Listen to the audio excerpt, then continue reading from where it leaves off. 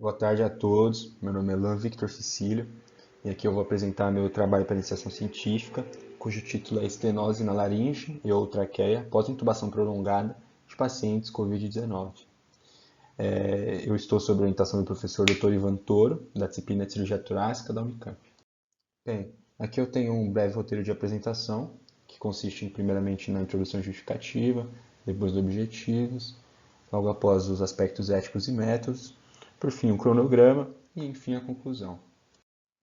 Então, no fim de fevereiro de 2020, o Brasil detectou o primeiro caso de coronavírus no país, o que então a gente passou a dividir esses casos didaticamente em leves, graves e moderados, sendo os graves aquele em que o paciente, além de ser internado, ele necessitava também ser entubado.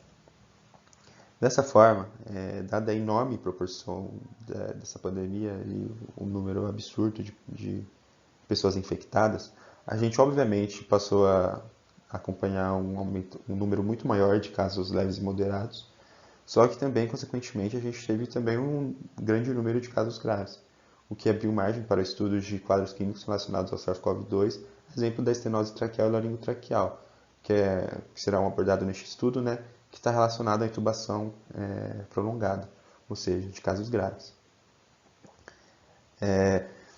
Agora vale a gente definir que intubação ele é um termo genérico que engloba dois procedimentos de acesso à via aérea, sendo eles a intubação endotraqueal ou orotraqueal e a traqueostomia.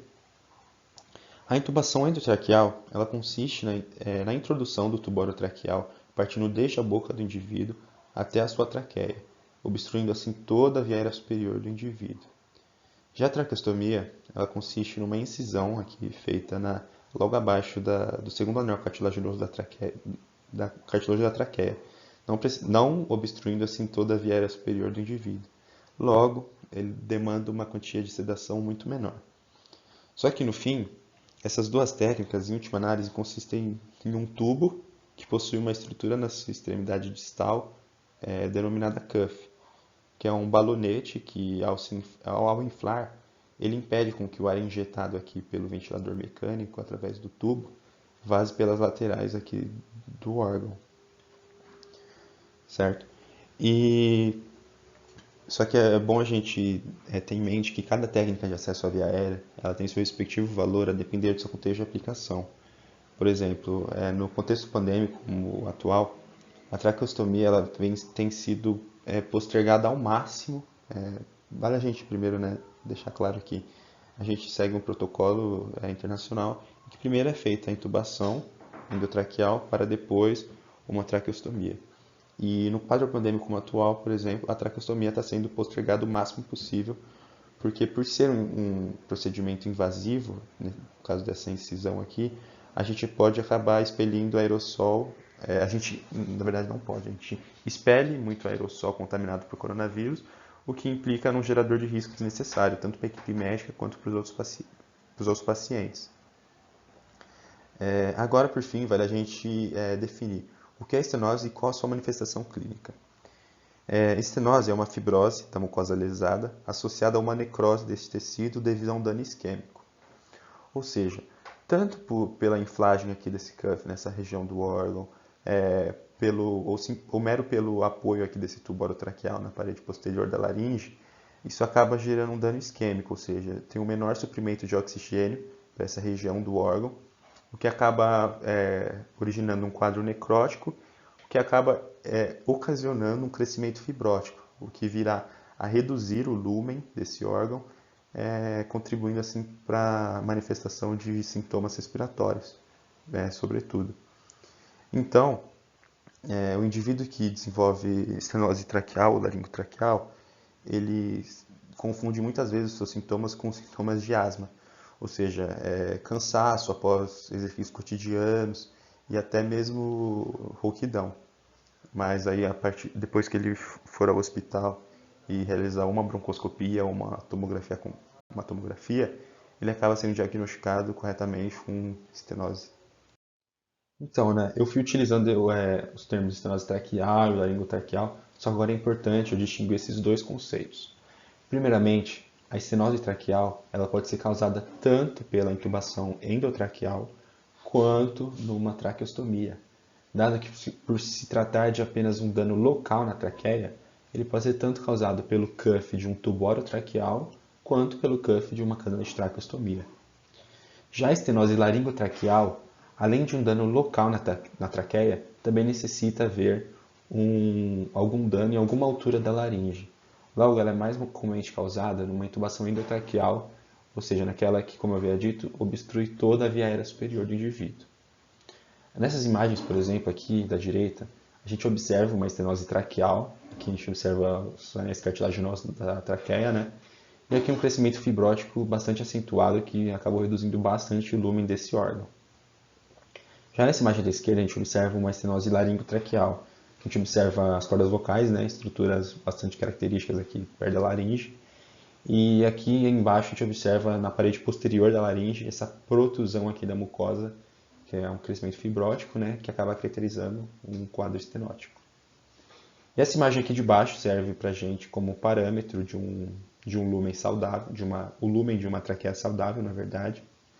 E aí logo aqui ao seu lado a gente tem essa mesma traqueia já, só que como um crescimento fibrótico, né, característico de uma estenose.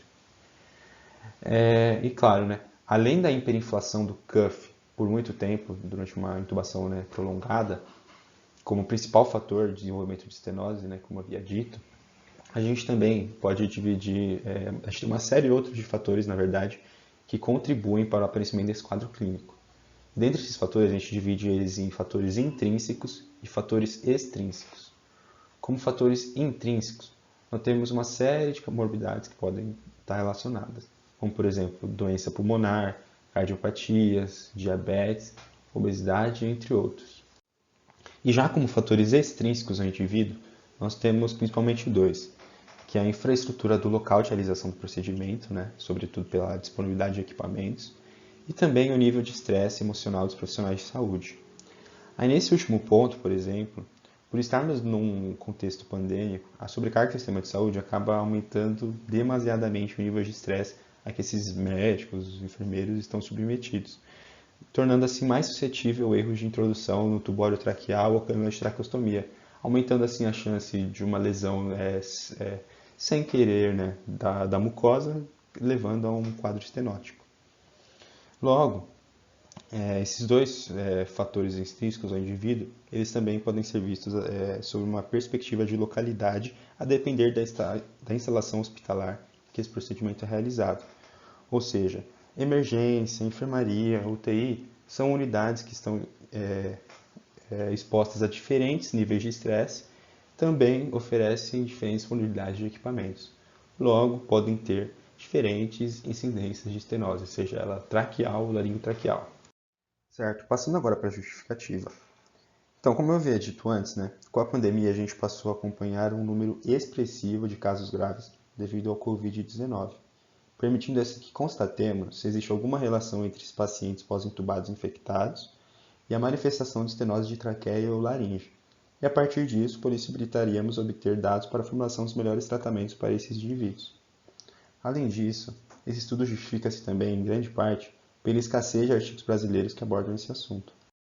Agora, para responder a nossa pergunta tese, né, que era para ver se existe alguma relação direta entre pacientes COVID se submeteram a intubação endotraqueal ou traqueostomia prolongada e uma probabilidade de desenvolvimento de estenose, a gente configurou aqui dois principais objetivos. O primeiro deles é averiguar a incidência de estenose traqueal e laringotraqueal nos pacientes com COVID-19 que ficaram internados e tiveram que ser traqueostomizados e intubados. Outro objetivo do nosso estudo é verificar se esses indivíduos infectados, submetidos à ventilação mecânica por um longo período de tempo, desenvolverão mais estenose do que aqueles não acometidos pela doença. No que concerne à questão ética deste estudo, nos embasaremos na Resolução 466/2012 do Conselho Nacional de Saúde, a fim de seguir todos os preceitos éticos e científicos que permeiam os estudos com seres humanos. E, para isso, encaminharemos ao Comitê de Ética a requisição de autorização para análise dos prontuários dos pacientes que desejarem participarem do presente estudo, a fim de preservar, assim, o sigilo das informações dos indivíduos, mesmo tendo elas caráter genérico e já consolidadas, dado que se trata de um projeto no formato retrospectivo. Dessa forma, respeitaremos a privacidade, a confidencialidade e a integridade dos dados analisados.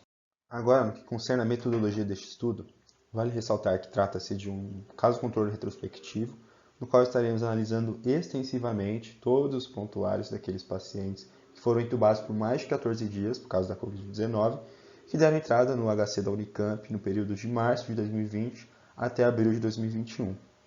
Vale ressaltar também que serão rejeitados deste estudo todos aqueles que forem menores de 18 anos de idade, que não aceitarem participar deste estudo, que sofrerem trauma direto na traqueia ou laringe, fator esse causador direto de estenose, aqueles que tiverem tumores de cabeça e pescoço, e também aqueles pacientes que foram a óbito durante a internação. E para respondermos aquele nosso segundo objetivo, que é ver se realmente os pacientes com COVID têm maior chance de desenvolver estenose, nós estaremos pegando de seus prontuários os dados cabíveis referentes a esses pacientes COVID que se submeteram a intubação prolongada para então compará-los com já disponíveis na literatura, isto é, daqueles sujeitos que desenvolveram estenose devido à intubação, só que na ausência do COVID-19. Por fim, no que tange à estratégia da análise desses prontuários, coletaremos os dados dos pacientes diagnosticados com COVID, que necessitaram de intubação e que posteriormente foram submetidos à broncoscopia para confirmação do caso clínico de estenose. Então, ainda dentro do método, na caracterização da amostra, a gente pegará os seguintes dados da ficha do paciente: as iniciais do nome, o número do HC, do caso, o sexo, se o paciente era branco ou não branco, a idade e o peso. Também a gente vai ver se o paciente teve ou não ocorrência de choque durante a internação, se o paciente tinha histórico de diabetes, doença pulmonar, cardiopatias, hipertensão. Esse é um dado muito importante também. A duração da intubação, sobretudo aquelas que a gente vai pegar acima de 14 dias. O tipo de intubação empregada, ou seja, se era uma intubação endotraqueal ou se era uma traqueostomia. Os hábitos do paciente, se ele alcoolismo, tabagismo, qual o tipo de estenose desenvolvida pelo paciente, ou seja, se ele desenvolveu uma estenose traqueal ou uma laringotraqueal, e também o local em que o procedimento de intubação foi realizado, ou seja, se foi numa enfermaria, se foi numa emergência, numa UTI. Agora, encaminhando já para o final da apresentação, a gente tem um cronograma. De março a julho, a gente teve o projeto de pesquisa. De agosto a setembro deste mesmo ano, a gente espera a avaliação do comitê de ética. De outubro a dezembro ainda, a gente tem a realização do estudo. E já no ano seguinte, em janeiro, teremos análise estatística. E de fevereiro a maio de 2022, a discussão final e redação dos resultados.